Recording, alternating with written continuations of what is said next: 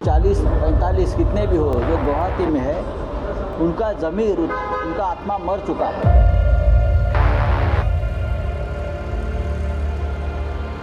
ज्या चाळीस आमदारांच्या घोड्या इथे येतील. नहीं, ये राजनीति नहीं, ये तो भी सर्कस बन गई है. त्यांना डायरेक्ट सभागृहात पोस्टमार्टम मध्ये पाठवू.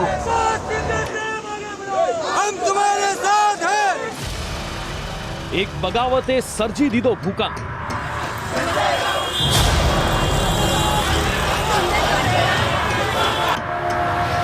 बगावतથી મહારાષ્ટ્રમાં ઊભું થયું મહાસંકટ.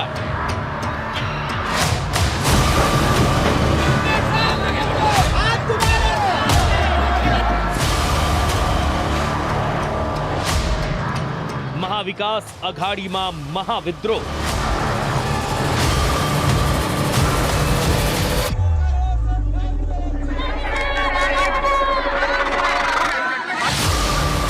ગુવાહાટીથી ચાલવા લાગ્યું મુંબઈ.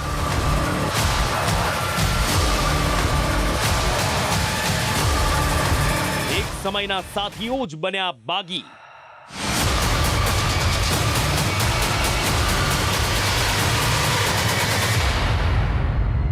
સત્તાની જીદે ચડ્યા સિંઘમ.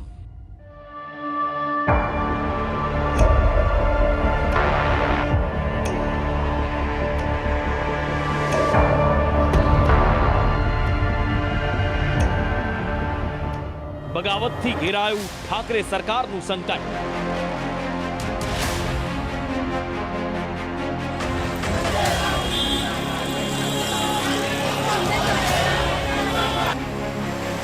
સત્તાની ખેંચતાણ પહોંચી સુપ્રીમના દ્વારે.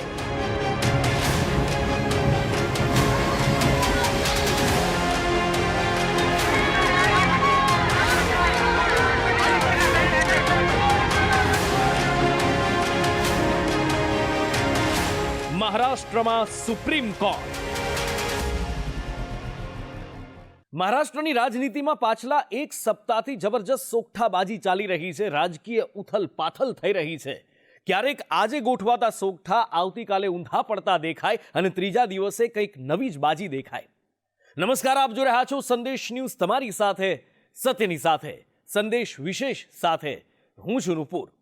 શિંદે પોતાના સમર્થકો સાથે વાયા સુરત ગુવાહાટી પહોંચ્યા અને મહારાષ્ટ્રની અંદર જબરજસ્ત રાજકીય ભૂકંપ આવ્યો.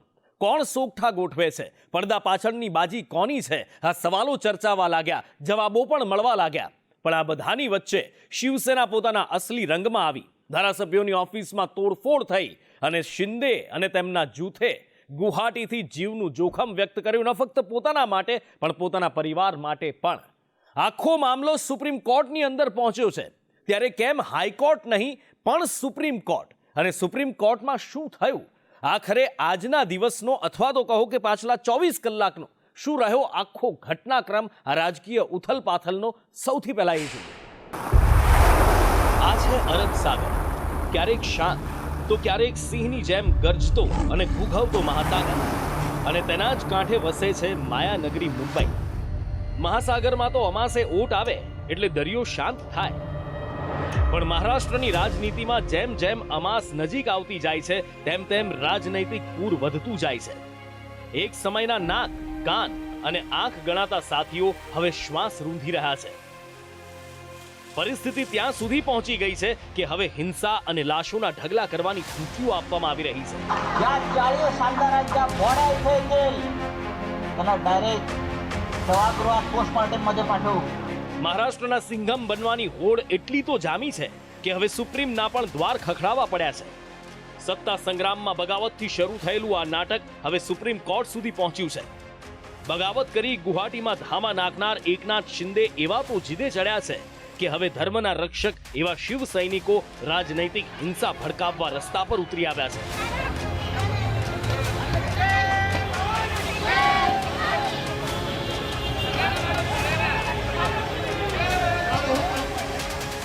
સત્તાનો સંગ્રામ એટલો પેચીદો બની રહ્યો છે કે છેલ્લા એક અઠવાડિયામાં 4 અલગ અલગ સમીકરણો પર સરકાર બની ગઈ છે. પણ હજી સુધી એ સ્પષ્ટ નથી થયું કે શું ઉદ્ધવની સરકાર પડે છે અને નવી સરકાર બને છે. कॉन्फिडेंस जीत की तो पूरी है और प्यार भी पूरा है. जो दगेबाजी करते हैं वो कभी जीतते नहीं है. જ્યારે ઉદ્ધવે મુખ્યમંત્રીનો વર્ષા બંગલો ખાલી કર્યો તો એવું સ્પષ્ટ જણાતું હતું કે ઠાકરે સરકાર હવે ગઈ.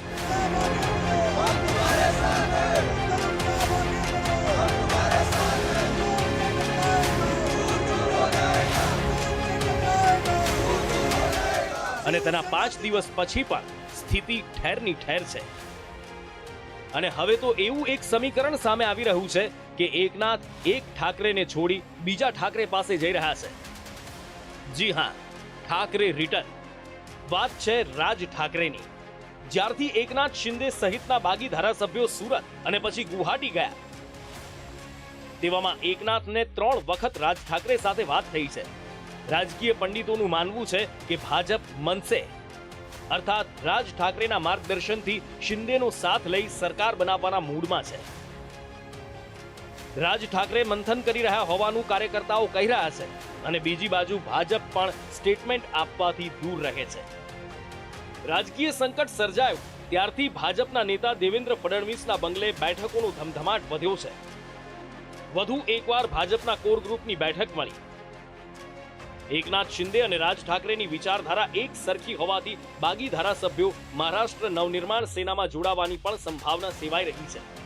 પણ હજી સુધી કોઈ જ ઓફર અને ઓફિશિયલ નિવેદન આવ્યા નથી. આ બધા વચ્ચે એક એવું નિવેદન આવ્યું કે જાણે ઉદ્ધવની સરકાર પડી ગઈ હોય. મહારાષ્ટ્રના જ ભાજપી નેતા અને કેન્દ્રીય મંત્રી રાવ સાહેબ દાનવેએ એક મીટિંગમાં નેતાઓ વચ્ચે કહ્યું કે હવે અમે 2-3 દિવસ વિપક્ષમાં છીએ. તમારા કાર્યકાળમાં જે પણ કરવું હોય એ ઝડપથી કરી લો. पण टोपे साहेब अजून मी 2-3 दिवस विरोधी पक्षात आहे आणि माझी बाजू मी तुमच्या पुढे मांडली पाहिजे. आज आपण वर्तमान काळामध्ये बसले, माझी एक नाराजी आहे काही गोष्टीवर. પણ મહત્વની વાત એ છે કે આ મીટિંગમાં શિવસેનાના નેતા અને મહારાષ્ટ્રના મંત્રી રાજેશ ટોપે પણ હાજર હતા. આ બધા વચ્ચે ઉદ્ધવ ઠાકરે એક બાદ એક એવા નિર્ણયો લઈ રહ્યા છે જે બાગીઓને હચમચાવી રહ્યા છે. ઉદ્ધવે બગાવત કરનાર મંત્રીઓના વિભાગો છીનવી લીધા છે. એકનાથ શિંદે સહિત 5 મંત્રીઓના વિભાગો હવે અન્ય પ્રભારી મંત્રીઓને સોંપી દેવાયા છે. વળી ઉદ્ધવના પુત્ર આદિત્ય ઠાકરેએ પણ બાગીઓને આડે હાથ લીધા છે. આદિત્ય ઠાકરેએ કહ્યું કે બાગીઓ આંખમાં આંખ મિલાવીને વાત નથી કરી રહ્યા, તેઓ સામી છાતીએ ચર્ચા કરે. कॉन्फिडेंस जीत की तो पूरी है और प्यार भी पूरा है. जो दगेबाजी करते हैं वो कभी जीतते नहीं है, जो भाग के जाते हैं वो कभी जीतते नहीं है. मैं अभी मुझे थोड़ा पढ़ना है, जो भी अभी का निर्णय हो मुझे पढ़ना पड़ेगा. उनका निर्णय है, लेकिन कभी ना कभी तो सामने आने वाले हैं, उनको आंख में आंख डाल के बात करनी पड़ेगी. देखते हैं. राजनीति नहीं, ये तो भी सर्कस बन गई है. और ये बताइए एक और सवाल, फ्लोर टेस्ट के लिए आप लोग तैयार हैं? फ्लोर टेस्ट से मुझे सबसे बड़ी टेस्ट यही है, अगर जो भी बागी है, जो भाग के गए हैं, जो खुद को रिबेलियन कह रहे हैं, रिबेलियन करना होता तो यहाँ हिम्मत से करते, राजीनामा देते, रिजाइन करते और सामने चुनाव के लिए खड़े रहते. मेरी बात पूरी होती है. दूसरी फ्लोर टेस्ट यही होगी कि मेरे सामने बैठे आंखों में आंखें डाल के बोले कि हमने क्या गलत किया. આદિત્ય ઠાકરે અને પિતા ઉદ્ધવ ઠાકરેના ગુસ્સા બાદ શિવસેના સાંસદ સંજય રાઉતે પણ બાગીઓ સામે ભડાસ કાઢી. રાઉતે કહ્યું કે બાગી ધારાસભ્યો જીવતી લાશ સમાન છે, તેઓને મુંબઈમાં તો આવવું જ પડશે અને અમે વિધાનસભામાં તેનું રાજકીય પોસ્ટમોર્ટમ કરીશું. 40-45 कितने भी हो, जो गुवाहाटी में है उनका ज़मीर, उनका आत्मा मर चुका है. और जिनका आत्मा मर गया होता है उनका सिर्फ शरीर रहता है, उनका कोई फ़ायदा नहीं होता, कोई वजूद नहीं होता. ऐसी बॉडी, ऐसे शरीर यहाँ आकर क्या होगा? उनका तो सिर्फ पोस्टमार्टम होता है. लोग उनके विचारों का और उनके कृति का पोस्टमार्टम करते हैं. ये मैंने कहा, ये पॉलिटिकल स्टेटमेंट है. આ બધા વચ્ચે સંજય રાઉતને ઈડીએ જમીનના જૂના કેસમાં નોટિસ ફટકારી. રાઉતે સ્પષ્ટ શબ્દોમાં કહ્યું કે કાલે સભા છે, હું તેમાં જઈશ. ઈડી પાસે ફરી ક્યારેક સમય માંગી તપાસમાં સહભાગી બનીશ.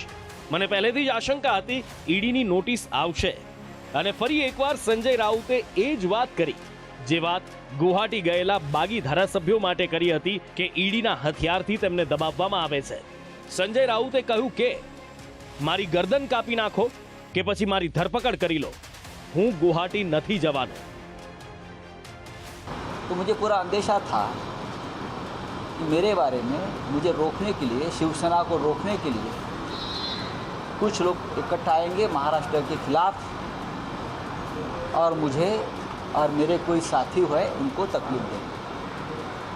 लेकिन चाहे आप मुझे कितनी भी तकलीफ दीजिए, मुझे फांसी पर चढ़ाइए, मेरी गर्दन काट लीजिए, मैं गुवाहाटी में जाने वाला नहीं। આ બધા રાજકીય ઘટનાક્રમ વચ્ચે સૌથી મહત્વપૂર્ણ રીતે એકનાથ શિંદે જૂથ ડેપ્યુટી સ્પીકરના નિર્ણય વિરુદ્ધ સુપ્રીમમાં પહોંચ્યું. સુપ્રીમ કોર્ટમાં સુનાવણી થઈ, જેમાં બાગી ધારાસભ્યોને 11 જુલાઈ સુધી ફાયદો થયો છે. કોર્ટે ડેપ્યુટી સ્પીકરના નિર્ણય પર 11 જૂન સુધી સ્ટે મૂકી દીધો છે.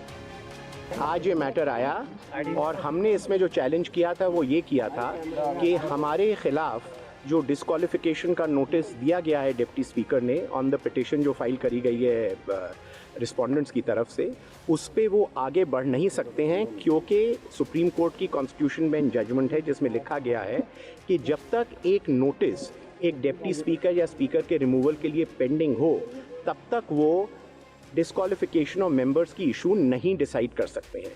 कोर्ट ने दूसरी साइड को टाइम फाइल करने का रिप्लाई फाइल करने का टाइम दिया है और इन द मीन टाइम ये कहा है कि हमारा समय जो आज एक्सपायर कर रहा था 5 बजे 27 को, वो रिप्लाई फाइल करने का टाइम 12 जुलाई तक एक्सटेंड का 12 या 11 वो आप चेक कर लीजिएगा, एक्सटेंड कर दिया गया है. और दूसरा जो 39 MLAs हैं, उनके फैमिली मेम्बर्स हैं एट्सेट्रा, उनकी लाइफ एंड लिबर्टी को स्टेट गवर्नमेंट प्रोटेक्ट करेगी और स्टेट गवर्नमेंट ने अंडरटेकिंग भी दी है कि वो कर रही है और करेगी. સુપ્રીમ કોર્ટના નિર્ણય બાદ બાગી જૂથમાં જશ્નનો માહોલ જોવા મળ્યો. એકનાથ શિંદે સહિત બાગી નેતાઓએ રાહતના શ્વાસ લીધા અને શિંદે સેનામાં ફરી એક વખત પ્રાણ પુરાયો. શિંદે જૂથના નેતાઓ આગામી દિવસમાં રાજ્યપાલ પાસે જઈ અઘાડીમાંથી ટેકો પરત ખેંચી શકે છે અને આ અંગેનો 39 ધારાસભ્યોનો હસ્તાક્ષરવાળો પત્ર રાજ્યપાલને સોંપી શકે છે. વધુમાં રાજ્યપાલ સમક્ષ વિધાનસભામાં ફ્લોર ટેસ્ટ કરવાની પણ માંગ કરી શકે છે. અને જો આવું થયું તો મુંબઈમાં ફરી ઘમાસાણ મચશે. એક તરફ ઉદ્ધવના શિવ સૈનિકો હિંસા ભડકાવી રહ્યા છે અને બીજી બાજુ એકનાથના સમર્થકો પણ રસ્તા પર ઉતરી સંજય રાઉતના પૂતળા બાળી રહ્યા છે.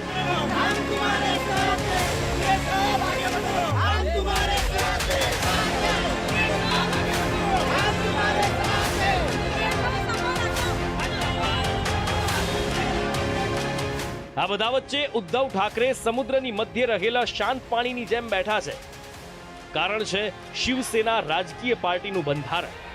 જી હા, બાળા સાહેબે શિવસેનાની રચના વખતે બનાવેલું આ પાર્ટીનું બંધારણ દીકરા ઉદ્ધવને આટલી મોટી બગાવત સામે પણ કામ લાગી રહ્યું છે.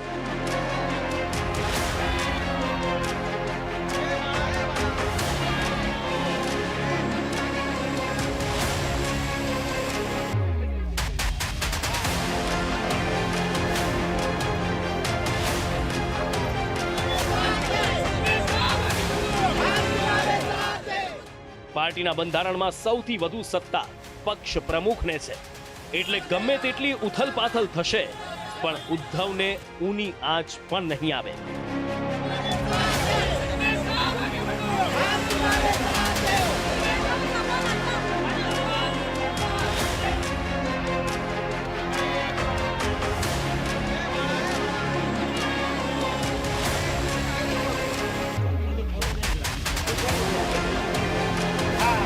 બ્યુરો રિપોર્ટ, સંદેશ ન્યૂઝ.